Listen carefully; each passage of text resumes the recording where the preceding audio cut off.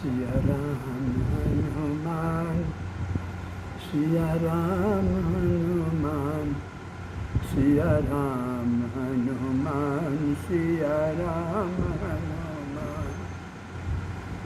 सिया राम हनुमान, सिया राम हनुमान, सिया राम हनुमान, सिया राम हनुमान, सिया राम हनुमान, सिया राम हनुमान, सिया राम हनुमान, सिया राम हनुमान, सिया राम हनुमान, सिया राम हनुमान, सिया राम हनुमान, सिया राम हनुमान। बोले श्यावर रामचंद्र की जय, पवन सुत हनुमान की जय, उमापति महादेव की जय, रमापति रामचंद्र की जय।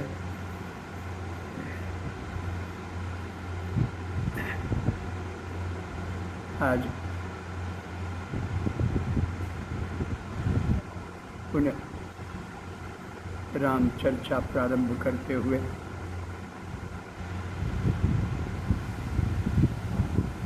मैं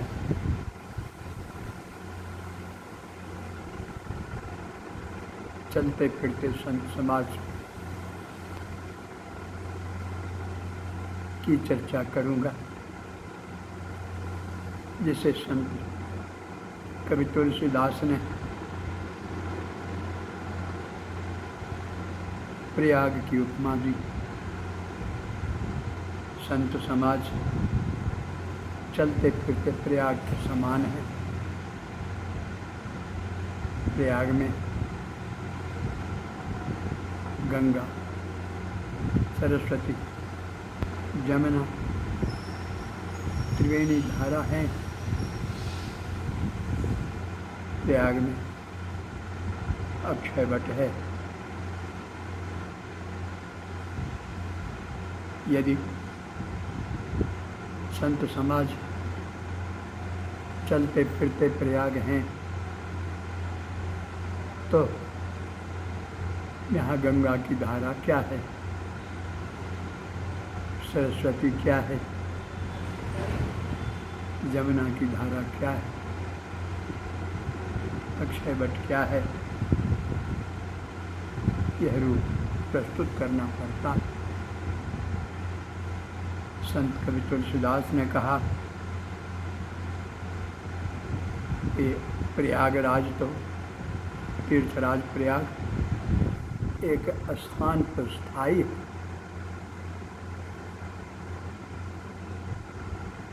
जो चाहें चलकर प्रयाग का दर्शन कर सकते हैं, स्नान कर सकते हैं, उसके फल की प्राप्ति कर सकते हैं। परंतु संत साम समाज रूपी प्रयाग यह किसी खास स्थान पर नहीं, यह चलता फिरता समाज है। चलता फिरता संत प्रयाग है। इसमें संत कवि तुलसीदास ने बताया कि राम भक्ति जहाँ सुर सर धारा, सरसय ब्रह्म विचार प्रचारा। कहा कि राम भक्ति जहाँ सुरसर धारा, संत समाज में जो राम भक्ति होती रहती है, राम की गाथाएं गाती जाती रहती हैं, यही गाथा राम भक्ति ही मानो जानो गंगा की धारा है। राम भक्ति जा सुरसरी धारा, और ब्रह्म का विचार करना यह सरस्वती है। सरसई ब्रह्म विचार प्रचार, ब्रह्म के विचार का प्रचार जहाँ होता है वही सरस्वती। और विधि निषेध में कलिबन, अरे नहीं, कलिमल हरनी, करें विधि, करें निषेध, न करें। क्या करना चाहिए, क्या नहीं करना चाहिए, यह कलिनिषेध में कलिमल हरनी। कलयुग में जो विकार है, उस विकार को दूर करने वाली जो कथा है, वही कथा जमुना है। और हरिहर कथा विराजत लेन। हरि भगवान विष्णु, हर महादेव। तो जहाँ भगवान विष्णु और महादेव की कथा होती, यही मानो त्रिवेदी है, तीनों का संगम है। गंगा जमुना सरस्वती का संगम है। यह हरि और हर की कथा संगम है, त्रिवेदी है। और यह कथा कहते हैं कि सुनत सकल मुद मंगल देनी। यह कथा जो है मुद आनंद भी देता है और मंगल कल्याण भी देता है। कल्याण और आनंद दोनों की जननी। और बट विश्वास अचल निज धर्मा। निज धर्मा, अपने धर्म पर अटल विश्वास करना, यही अक्षय वट है। अक्षय जिसका नाश न हो, तो अपने धर्म पर अटल रहना, यह धर्म का नाश होने से बचाता है, नहीं होने देता। यही तीर्थराज प्रयाग का अक्षय वट है।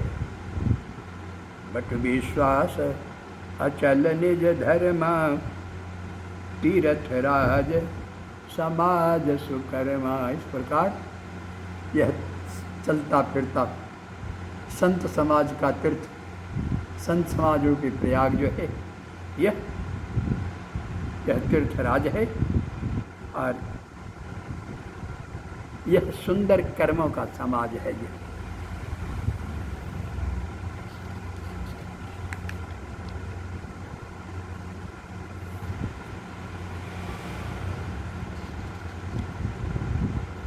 यहाँ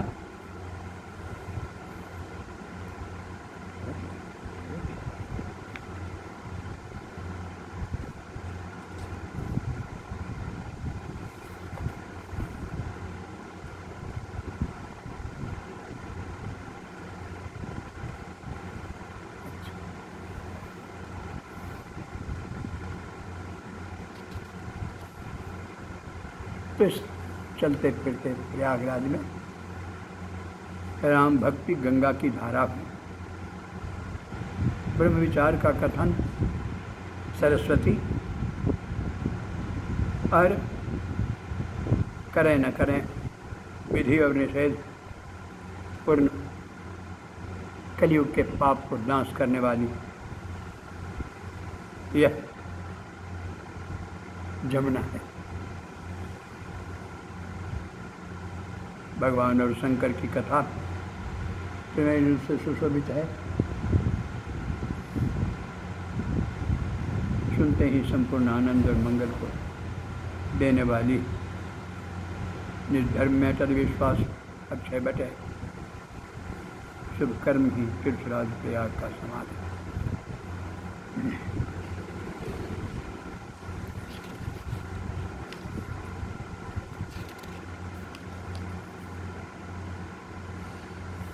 इस प्रकार यह संत समाज चलता फिरता तीर्थराज,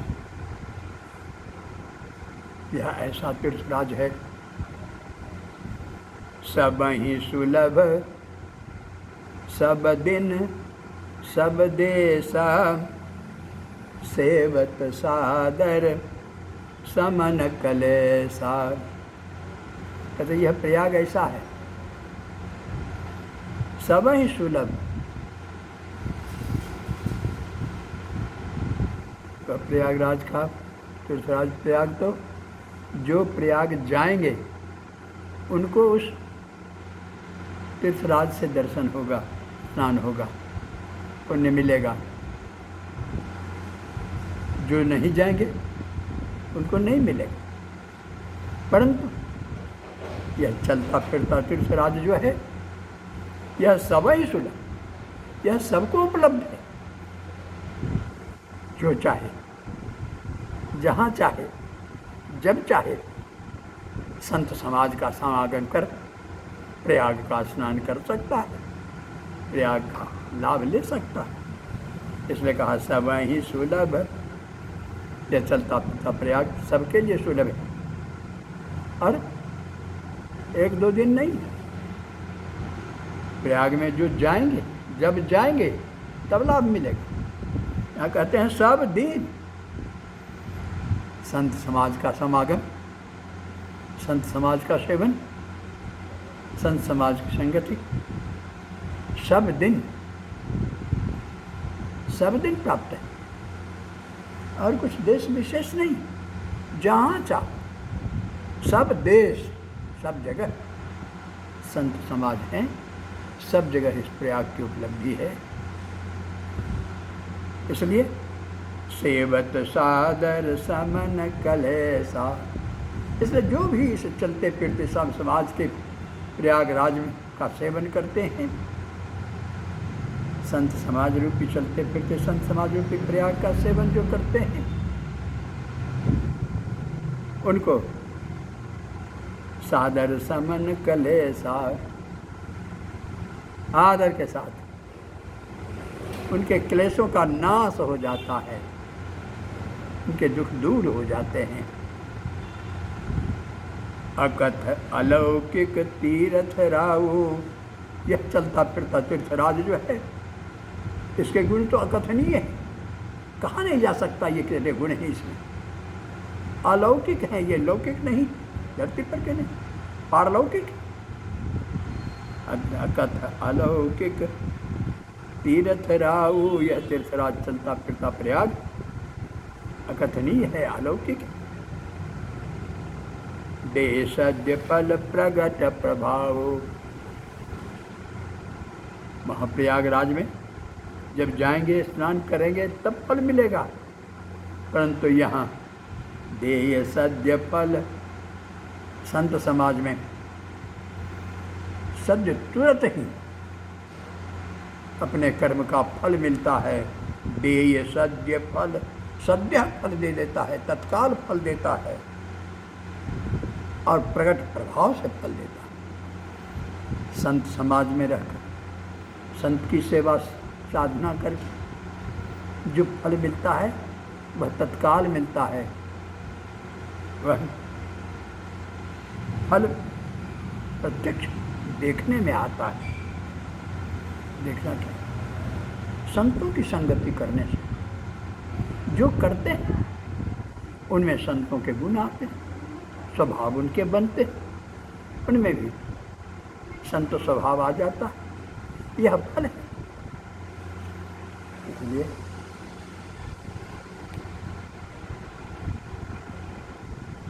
फल प्रगट प्रभाव,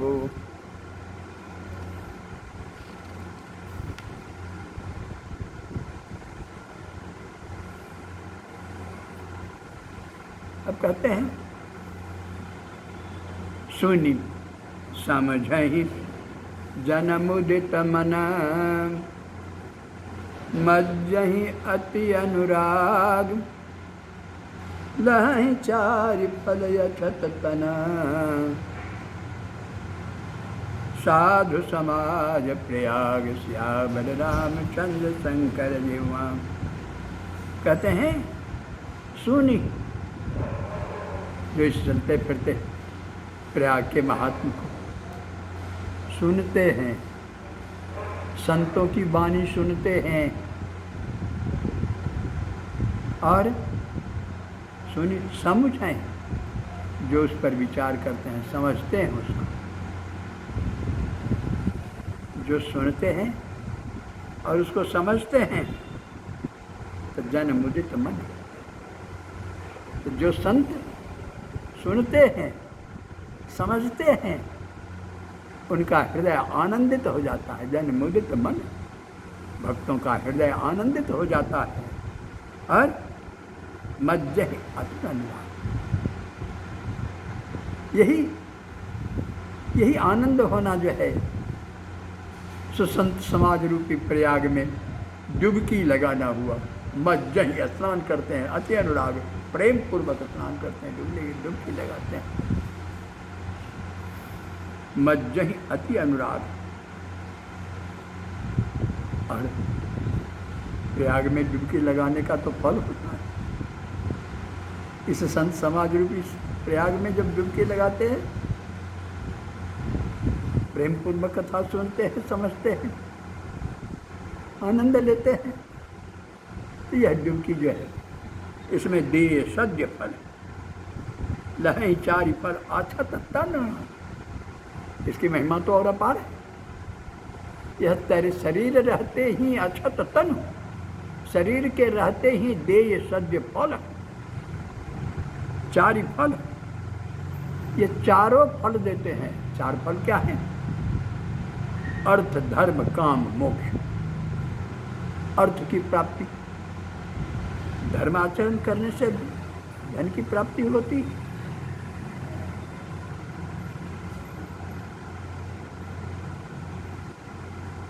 विद्या ददाति विनयं, विनयात याति पात्रतां, पात्रत्वात् धनमाप्नोति, धनात् धर्म, धन से धर्म, और जब धर्म हुआ ततः सुखम, वहाँ सुख की प्राप्ति होती है। वही कहते हैं लहई चारि फल अछत तन, चारों फल की प्राप्ति करते हैं। अर्थ, धर्म, काम, मोक्ष, ये चारों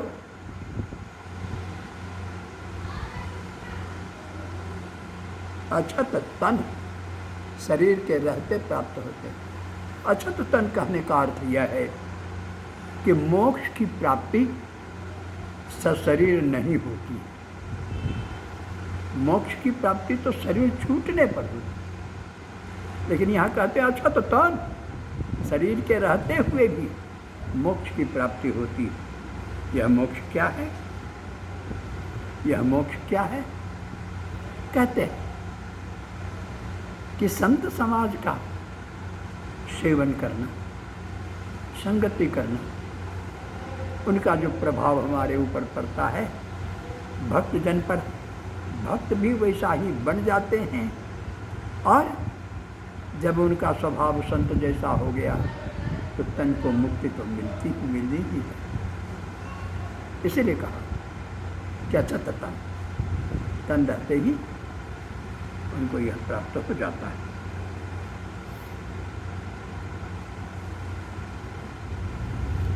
अब कहते हैं कि मज्जन फल देखिए तत्काला।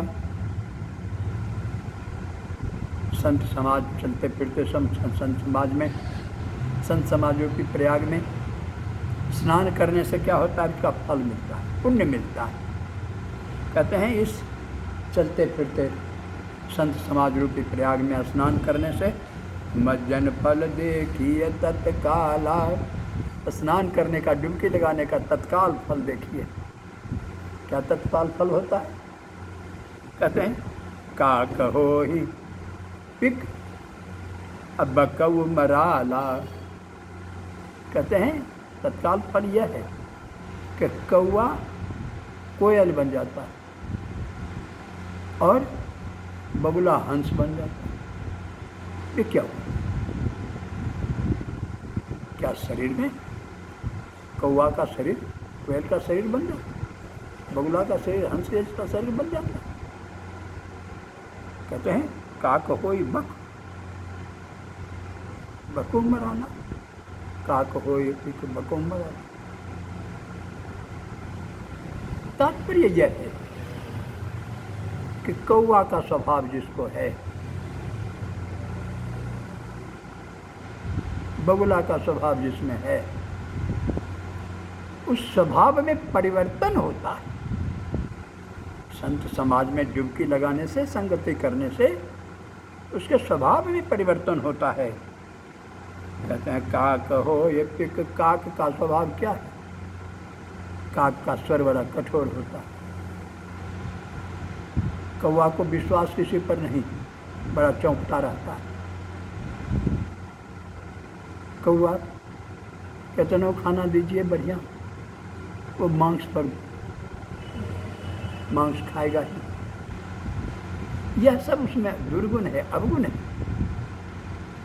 लेकिन जब वह संत समाज में संगति करता है तब उसके ये दुर्गुण मिट जाते हैं। उसकी बोली कोयल की तरह मीठी हो जाती है। उसके स्वभाव कोयल की तरह अच्छे हो जाते हैं। इसी प्रकार बगुला जो दूसरे को खाने के लिए ध्यान लगाए रहता है, दूसरे की संपत्ति पर लोभ लगाए रहता है, जिसका स्वभाव बगुला जैसा है। संतों की संगति होने से उनके ये स्वभाव बदल जाते हैं। अब वे बगुला की तरह दूसरे को लेने पर, नोचने पर, खाने पर ध्यान नहीं देते हैं। वे हंस हो जाते हैं। हंस का क्या काम? दूध और पानी मिला हुआ है। पानी विकार है, दूध उसका गुण है। हंस का काम है गुण को लेना, विकार को छोड़ देना।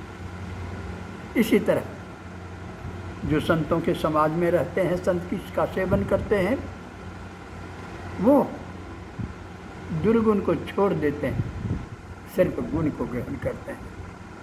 इसी प्रकार उनके चरित्र में परिवर्तन होता है, उनके स्वभाव में परिवर्तन होता है। इसलिए कहा काक हो ही पिक बकव मराला। तो कहा काक हो ये पिक बकव मराला। बड़ा आश्चर्य लगता है कि कौवा कोयल बन जाए और बगुला हंस बन जाए। सुनी आश्चर्य करहीं जन कोई।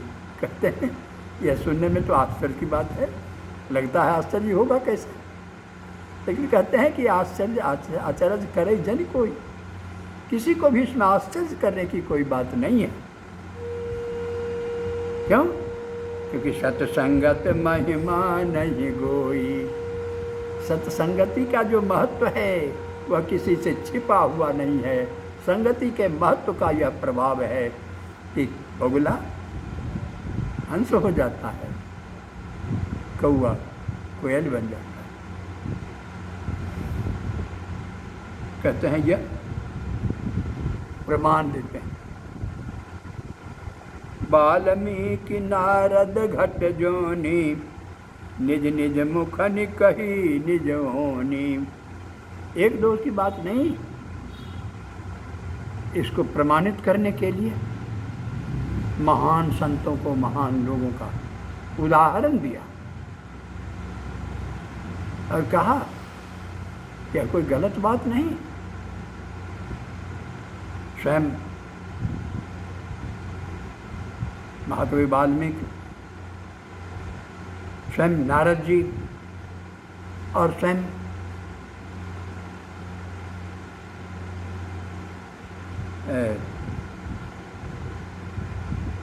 घटजोनी,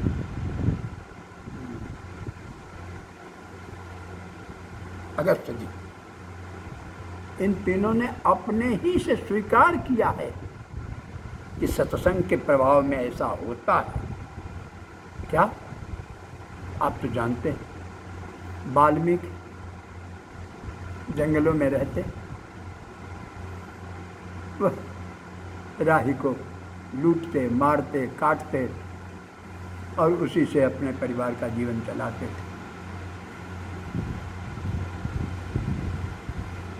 संयोग की बात, एक दिन संतों से उनकी मुलाकात हुई। संत को ही उन्होंने रोका, लूटना चाहा। संत ने उनसे एक प्रश्न किया कि ठीक है, हम यहाँ हैं, हम जाएंगे नहीं, आप विश्वास करो, आप घर जाओ। घर जा कर के कितने लोग हैं आपके परिवार में?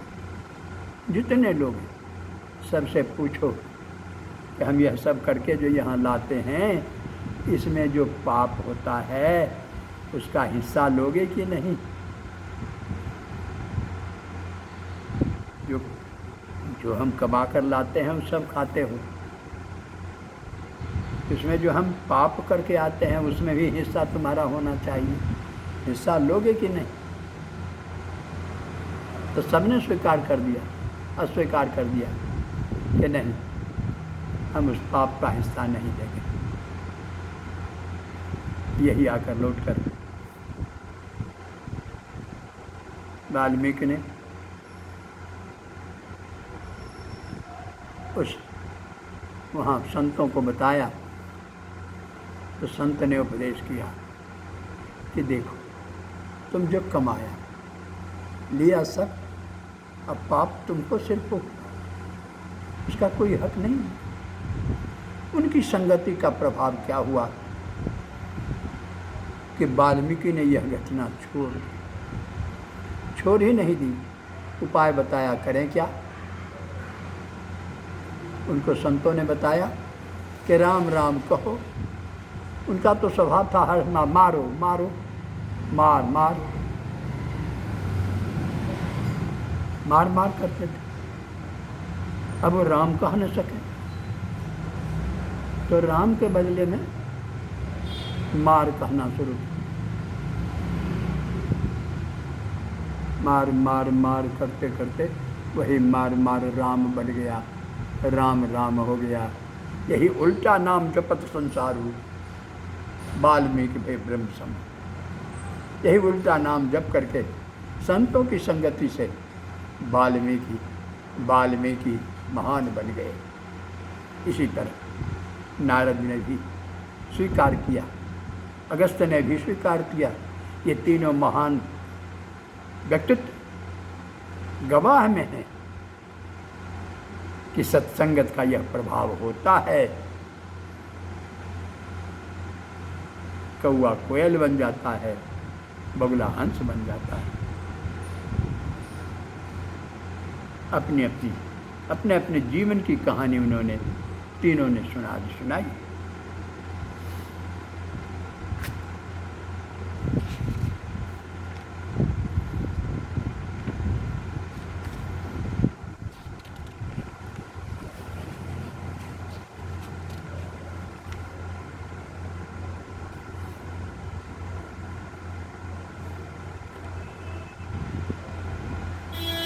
हाँ,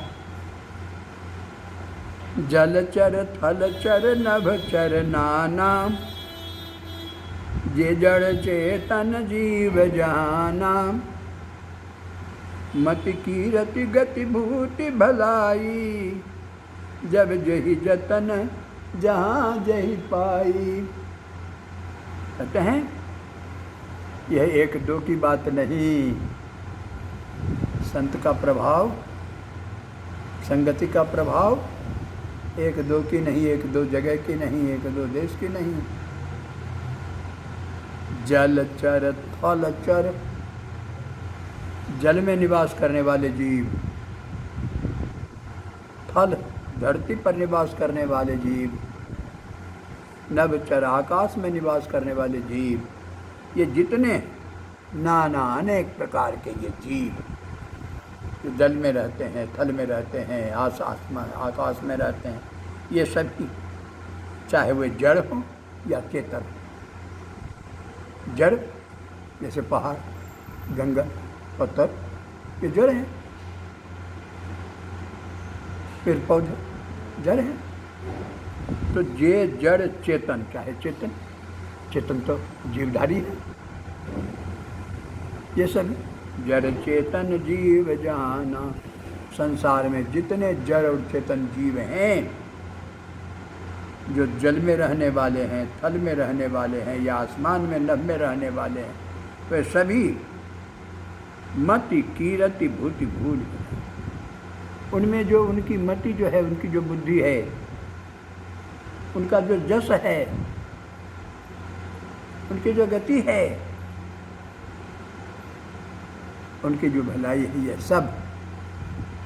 यह सब जब जही जतन, जिसने भी जिस उपाय से प्राप्त किया, चाहे थलचर हो, नभचर हो, जलचर हो, जो भी हो, जिसने भी पाया, जिस तरह से पाया, जेहि विजिद जब जेहि जतन, जिसने जिस उपाय से प्राप्त किया, और जहाँ देखो और जहाँ मिला जिसको, सबको कहते हैं सो सब संगत, सो सब सो जानब सतसंग प्रभावो, लो कहीं वेदन आनौ पाऊ।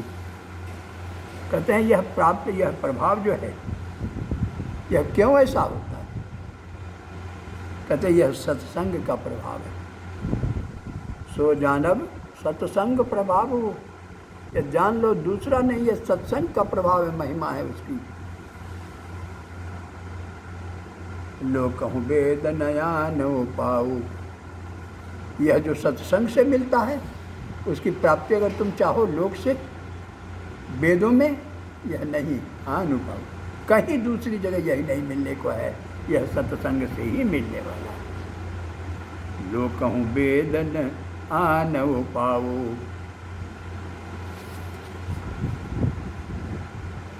अब देखो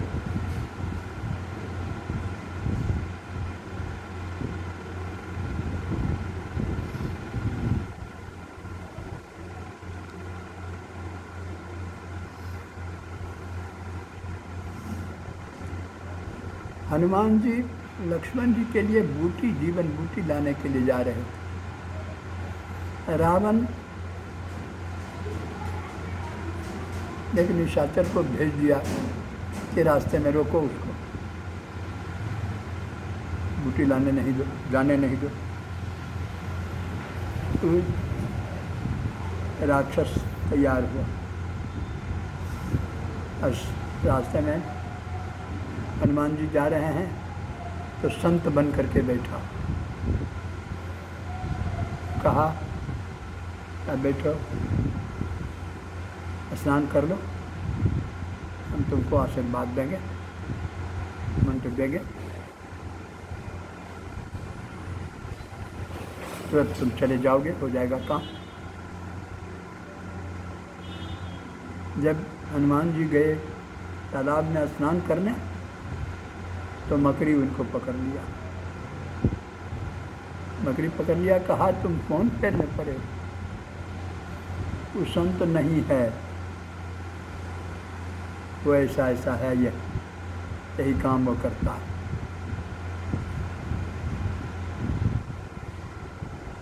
सत्संगी संत पर, मकड़ी पर यह प्रभाव हुआ संगति का, और उसने हनुमान की रक्षा की, बता दिया। हनुमान ने आकर उस राक्षस को वहीं मार कर कहा, लो ये दक्षिणा लो, गुरु दक्षिणा है।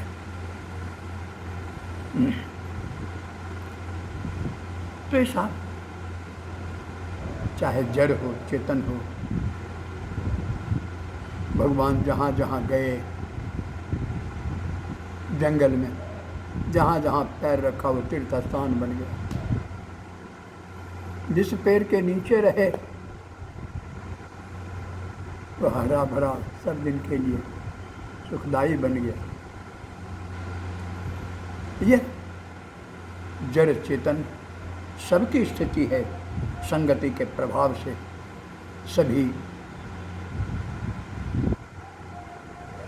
कौवा से कोयल, बगुला से हंस बन जाते हैं।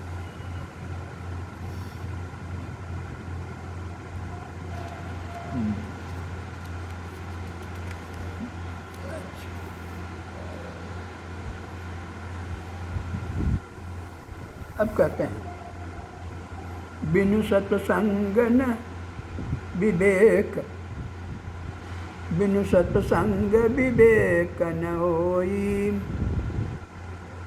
राम कृपा बिनु सुलभ न सोई। अब कहते हैं यह सत्संग जैसे तैसे जहाँ मिलने वाला नहीं है, बिन सत्संग विवेक न होई। ज्ञान की प्राप्ति होना चाहिए। यह ज्ञान कहाँ मिलेगा? तो सत्संग में। बिन सत्संग, जिसको संतों की संगति नहीं है, संतों से समागम नहीं है, उनको विवेक नहीं, ज्ञान नहीं होगा। बिन सत्संग विवेक न होई।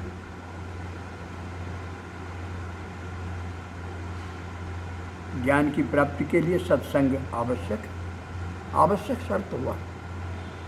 लेकिन यह भी सत्संग आवश्यक शर्त, वह भी कैसे? राम कृपा बिन सुलभ न सोई। सत्संग, सत्संग क्या पूछते हैं इतना आसान? सबको हो जाएगा? कहते नहीं, सत्संग की भी प्राप्ति उसी को होगी जिस पर राम की दया होगी।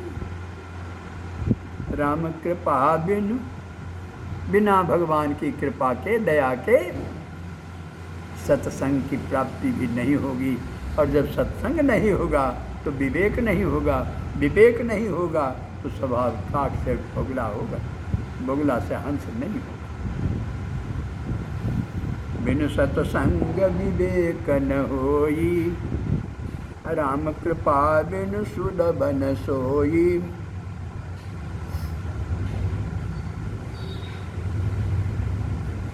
सत्संगत मुद मंगल मूला। असोई फल सिद्धि सब साधन फूला।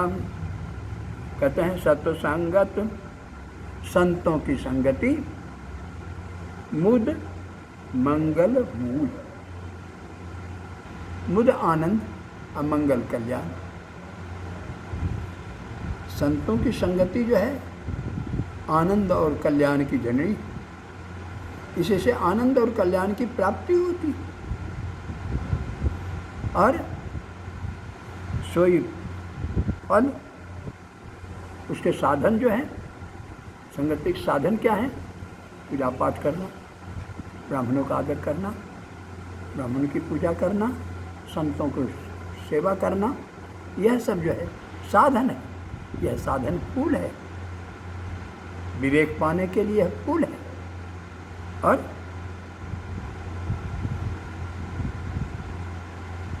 सब साधन अफूल।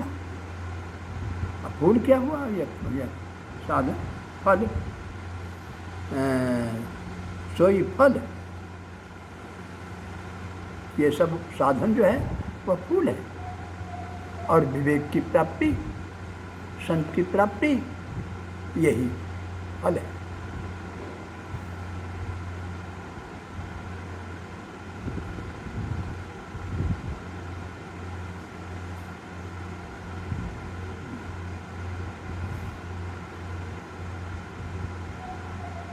जप, तप, विप्र पद पूजा आदि अनेक साधन रूपी फूल और सत्संग की प्राप्ति, यही फल हो।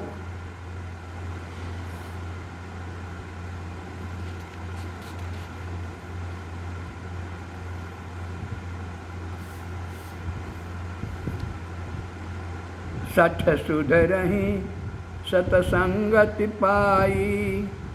पारस परस कुघात सुहाई।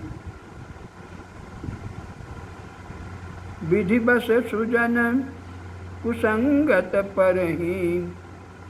हम पानी मन सम निज गुण अनुसरहि। कहते हैं सठ सुधरहि सतसंगत पाई। सठ जो है मूर्ख, उनमें भी सुधार होता है। सत्संगत, संतों की संगति मिलने से मूर्खों में भी सुधार हो जाता है। सठ सुधरहि सत्संगति पाई। उदाहरण दिया, उदाहरण दिया क्या? तो पारस परस कुघात सुहाई। पारस एक पत्थर है,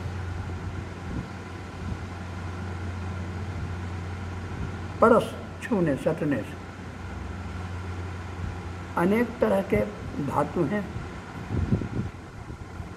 चांदी, तांबा, लोहा, जितने धातु हैं, किसी धातु में पारस पत्थर को सटा देने से क्या होता है कि वह लोहा भी है तो वह सोना बन जाता है। पारस परस कुहात सुहाई। पारस परस, पारस के संपर्क आने से, छू जाने से कुघात खराब धातु भी सुहाई सुंदर बन जाता है। यह पारस क्या है? संत है। अकुघात क्या है? असंत है। असंत रूपी लोहा को जब संत रूपी पारस छू देता है तो असंत भी संत के समान सोना बन जाते हैं। सठ सुधरहि सतसंगति पाई, पारस परस कुघात सुहाई। विधि बस सुजन कुसंगत परहि, पानी मनि सम निज गुण अनुसरहि। कहते हैं लेकिन कभी ऐसा होता है कि संत भी, कुछ ऐसा अवसर आता है, संयोग होता है कि संत भी कुसंगति में पड़ जाते हैं। तो पड़ तो जाते हैं, भाग्यवश विधिवश कुसंगति में संत पड़ भी जाते हैं, तो संत अपना स्वभाव नहीं छोड़ते हैं। वहाँ भी कुसंगति में पड़ने पर भी वह अपना स्वभाव नहीं छोड़ते। कैसे? कहते हैं तब पानी मनि सम निज गुण अनुसरहि। पानी मनि, मनि कहाँ है? पानी में। मनि है सांप में। सांप जहरीला, विषैला, जीवन लेने वाला। मनि उसी में उत्पन्न मनि, उसी में रहने वाला मनि, प्रकाश देने वाला, प्रकाश देने वाला, ज्ञान देने वाला। तो जिस प्रकार सांप के अंदर रहकर भी मनि अपने प्रकाश से किसी को वंचित नहीं करता, सबको प्रकाश देता है, उसी तरह संत यदि कुसंगत से पर भी, कुसंगति में पर भी गए तो वहाँ भी अपने स्वभाव को वे छोड़ते नहीं हैं। वहाँ भी वे दूसरे को लाभ ही देते हैं, उसको सुख ही देते हैं, अच्छा ही करते हैं, बुरा नहीं करते हैं। इसलिए कहा विधि बस सुजन कुसंगत परहि, अपनी मनि सम निज गुण अनुसरहि।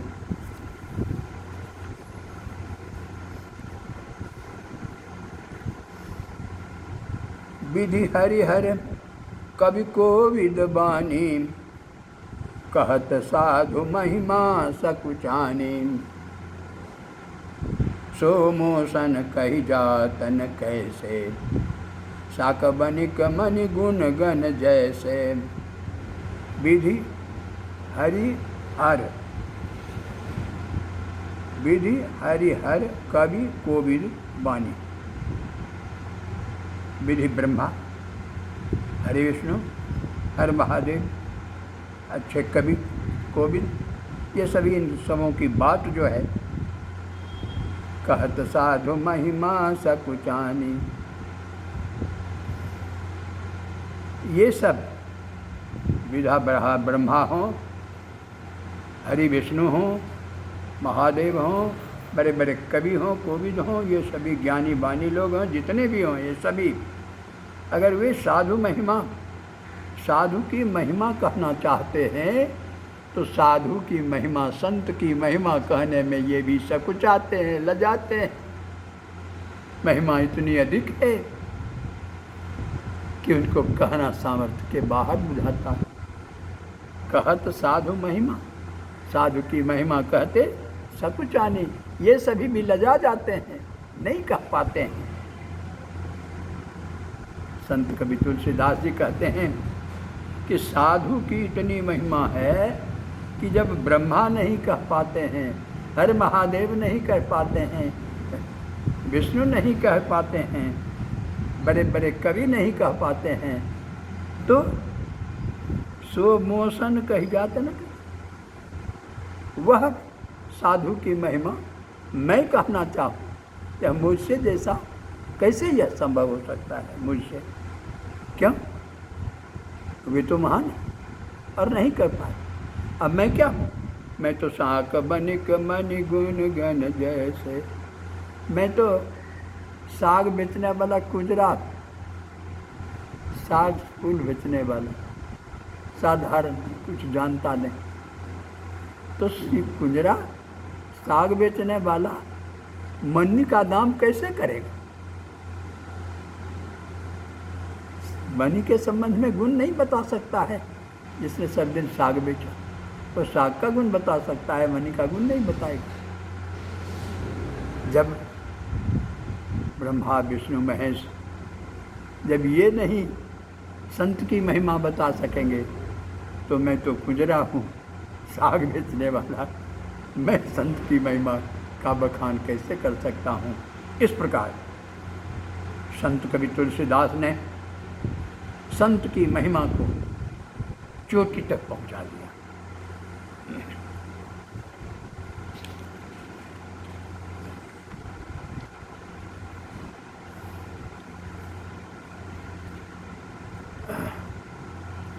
बंदो संत समान चित, हत हित अनहित नहीं को, अंजलिगत सुध सुमन जिमी सम सुगंध कर दो। संत सरल चित जनहित जान स्वभाव स्नेह, अबाल विनय सुनि कर कृपा राम चरण रति देव। सियावर रामचंद्र शंकर जीव माम। कहते हैं बंदो संत समान चित, मैं उनकी वंदना करता हूँ जो संत के समान है, जिनका हृदय संत के समान है। संत समान चित, जिनका चित्त हृदय संत के समान है, मैं उनकी वंदना करता हूँ। क्यों वंदना करता हूँ? हित अनहित नहीं कोई, क्योंकि संत के लिए न कोई हित है न कोई अनहित है, न अपना न पराया, न शत्रु न मित्र। हित अनहित नहीं कोई, उसके लिए हित अनहित कोई नहीं, अपना पराया कोई नहीं है, सब बराबर है। संत के लिए सब समान है। उदाहरण दिया कैसे समान है, संत का स्वभाव बताया। संत का स्वभाव कैसा है? फूल की तरह, फूल की तरह। मनुष्य का यह हाथ, दोनों हाथ, एक हाथ फूल को तोड़ने में जाता है, दूसरा हाथ फूल रखता है। अब देखो, जो हाथ फूल को तोड़ता है, नुकसान करता है, बुरा करता है, फूल क्या करता है? उस हाथ को भी सुगंध, फूल वाला सुगंध दे देता है। तोड़ने वाला को भी दिया और तोड़ करके जिस हाथ में रखा उस हाथ को भी सुगंध दिया। यह दोनों को समान सुगंधित करता है, चाहे उसका नुकसान करने वाला हो, हित हो, भला हो, बुरा हो। संत दोनों के लिए भले हैं, हित को भी सुगंध देते, अनहित को भी सुगंध देते। जोड़ता हूँ, जो तोड़ता है उस हाथ को भी सुगंधित करते हैं, जो रखता है उस हाथ को भी सुगंधित करते हैं। उसी तरह कहने का तात्पर्य कि जो समाज में बुरा करता है,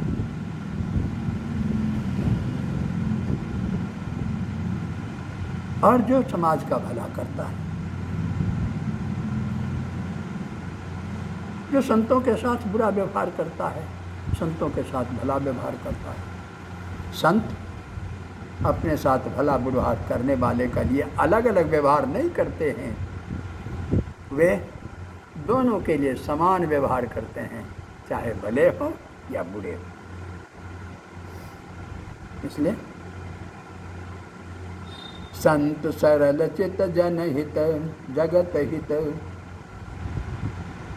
जान स्वभाव स्नेह, अबाल विनय सुन कर कृपा, राम चरण रति देव श्यावर, रामचंद्र शंकर देव मान। अब संत कवि तुलसीदास जी कहते हैं कि संत सरल चित, संतों का हृदय जो है बड़ा सरल सीधा होता है, टेढ़ापन उसमें नहीं है, सीधा होता है। वे भावुक होते हैं, जो कुछ करते हैं खुलेआम करते हैं। संत सरल चित जगत हित, संसार का भला करते हैं। जानी स्वभाव स्नेह, उसके स्वभाव को जानकर, उसके प्रेम को जानकर, सब कुछ जानते हुए भी, स्वभाव और प्रेम को जानते हुए भी सबका भला वे करते हैं। जगत हित, सबका भला करते हैं संत, चाहे उसका स्वभाव कुछ हो, चाहे उसमें प्रेम हो या ना, सबका हित करते हैं। बाल विनय सुनि कर कृपा, मैं राम गाथा गाना चाह रहा हूँ। यह काम तो बहुत महान है। इस महान काम में मेरी वाणी वह कैसी है? बाल विनय के समान। बच्चा जिस प्रकार तुतली बोली में कुछ से कुछ कहता है, तो माता पिता को उसकी तुतली बोली भी अच्छी लगती है। मैं भी बाल विनय कर रहा हूँ, क्योंकि रामचरित अथाह है, अपार है, और मेरी बुद्धि साग बेचने वाली की बुद्धि है। उस महान चरित्र का मूल्यांकन, चित्रण, अंकन नहीं कर सकता हूँ। फिर भी रुचि के कारण मैं यह करना चाह रहा हूँ। राम कृपा, रामचरण रति देव। इसलिए आप कृपा करके हमको राम के श्री गुरु श्री चरणों में प्रेम दीजिए, ताकि उस प्रेम से मैं रामचरित का गुणानुवाद कर सकूं।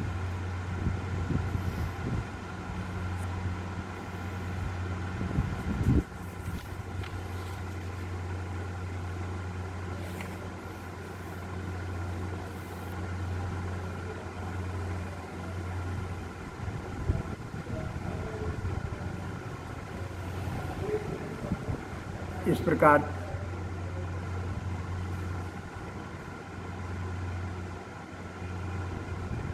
संत तुलसीदास जी ने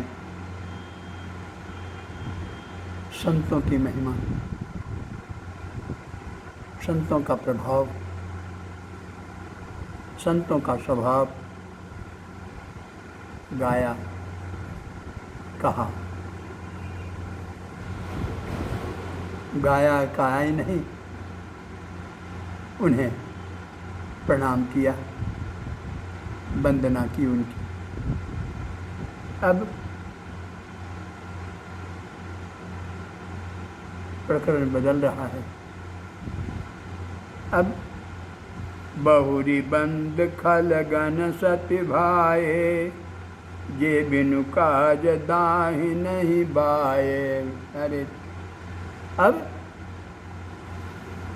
अब कहते हैं कि संत की तो वंदना की, बहुरी फिर बंदी खलगन। अब एगो नहीं, जितने दुष्ट लोग हैं, खल गण गण समूह, जितने दुष्ट हैं उन दुष्टों की भी मैं वंदना करता हूँ। बहुरी बंद, अभी तक तो संतों की वंदना की, अब दुष्टों की वंदना करता हूँ। बहुरी बंद खलगन सति भाए, वह दुष्टता से नहीं करता, सत्य भाव, स्वाभाविक भाव से, सत्य भाव से, सच्चे भाव से मैं दुष्टों की भी वंदना करता हूँ। ऐसा नहीं कि दुष्ट हैं इसलिए ऊपर ऊपर से दिखाने के लिए उनको, उनकी मैं वंदना कर रहा हूँ, नहीं, सत्य भाव, सच्चे भाव से, शुद्ध भाव से मैं दुष्टों की भी वंदना करता हूँ। कौन दुष्ट? तो जे बिनु काज दाहि नहीं बाए, जिनका स्वभाव, दुष्टों का जिनका स्वभाव है कि अकारण भी जो होने वाला है उसको बिगाड़ देते हैं। दाहिन है, जो होने वाला अच्छा है उसको बाएं कर देते हैं, बिगाड़ देते हैं। अकारण, जिससे न लाभ है न हानि, ऐसे जो दुष्ट हैं अकारण जो बदल देते हैं, बिगाड़ देते हैं, मैं उन दुष्टों की भी स्वभाव से भावपूर्वक उनकी वंदना करता हूँ।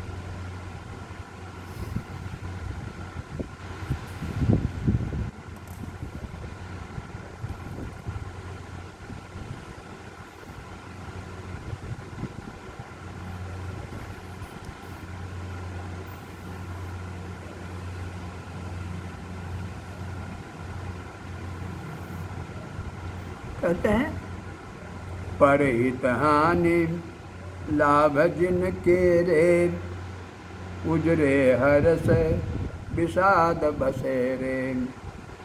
परहित हानि लाभ जिनके,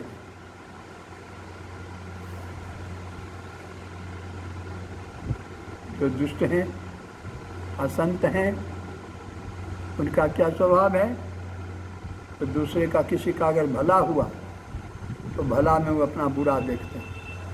परहित हानि, दूसरे के कल्याण में, भलाई में अपनी हानि बुझाता है, उनको अपनी हानि समझते हैं। परहित हानि लाभ जिनके रे, और जिसके हित में हानि हो गई, परहित हानि, परहित दूसरे की भलाई, और परहित हानि, और दूसरी की भलाई में हानि, भलाई में हानि माने अहित। तो जो दूसरे की भलाई में भी अपना बुरा समझ देखते हैं, और परहित हानि लाभ जिनके रे, और दूसरे के लाभ में भी हानि देखते हैं। हित में अनहित, लाभ में हानि जो देखते हैं। उजरे हरस विषाद बसे रे, उनका स्वभाव क्या है? अगर उनका घर उजाड़ा जा रहा है तो बर्बाद हो रहे हैं, तो असंत आनंदित होते हैं, खुशी होते हैं। और किसी का घर बस रहा है, बन रहा है, तो उनका हृदय जलता है। उनका हृदय जलता है, क्यों घर बन रहा है? इसलिए कहते हैं उजरे हरस। जब किसी का घर उजरता है, बर्बाद हो रहा है, दुख में है, तो वो आनंदित होते हैं। और जब किसी को सुख मिलता है, घर बनता है, वो बसता है, जीवन सुहता है, तो उनको पीड़ा होती है।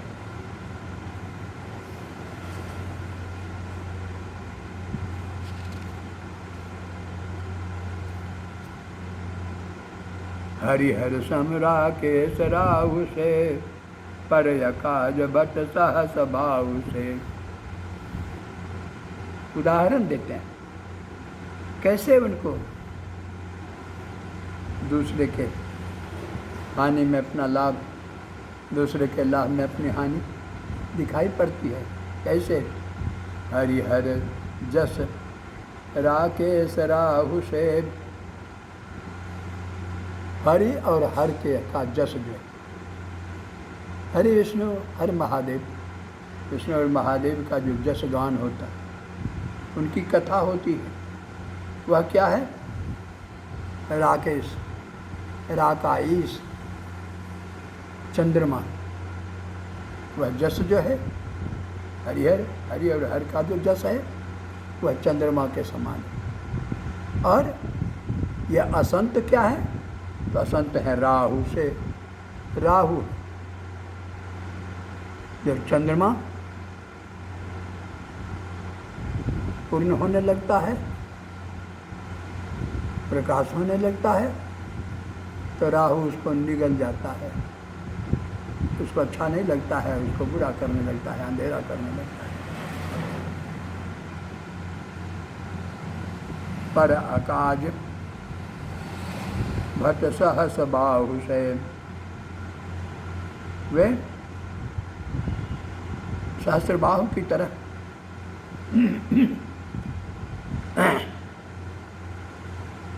पराया काम बिगाड़ने में सहस्त्रबाहु की समान योद्धा हैं। सहस्त्रबाहु की तरह दूसरे का काम बिगाड़ते हैं।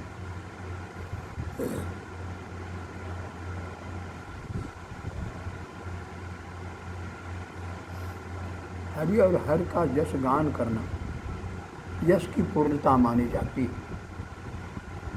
यश की पूर्णता एक चंद्रमा की पूर्णता हुई, और जब चंद्रमा की पूर्णता होती है तब राहु अच्छा नहीं लगता, वह पूरा हो रहा है, राहु को अच्छा नहीं लगता है, वह निगलता है। ग्रहण, लोग कहते हैं राहु चंद्रमा को निगल गया। अर्थात जो मात्रा को अपनी अमृतमय किरणों से आह्लादित करता है, उसका नाम चंद्र है। इसी प्रकार कथा की जैन मात्रा का ज्ञानामृत संप्रदान से उपकार करती है। पूर्णचंद्र से राहु का सहज वैर है, राहु उसी को ग्रसता है, अन्य तिथियों के चंद्रमा को नहीं ग्रसता। राहु पूर्णिमा के चांद को नहीं ग्रसता, अन्य तिथियों के चांद को नहीं ग्रसता।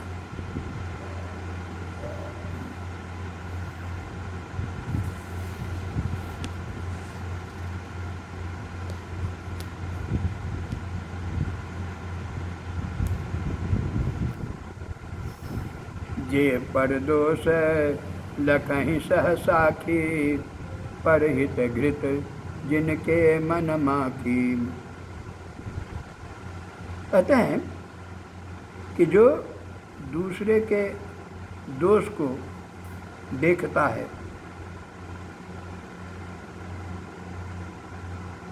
पर दोष लखहि कहकर जनाया कि पराये छिपे हुए दोषों को जो राई सरसों समान छोटे हैं उनको भी ढूंढ निकालते हैं। छोटे छोटे दोष को, अपराध को भी निकाल लेते हैं।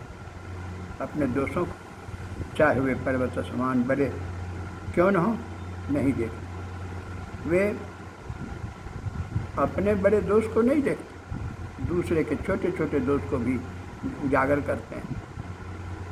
जे पर दोष लखहि सह साखी, अपरहित घृत जिनके मन माखी। जैसे घी इतना सुंदर है, उसको बिगाड़ने में मक्खी उसमें पड़ जाती है, तो घी को खराब कर दिया। उसी तरह ये दुष्ट असंत दूसरे के अच्छे काम में भी पढ़कर उसको बिगाड़ देते हैं।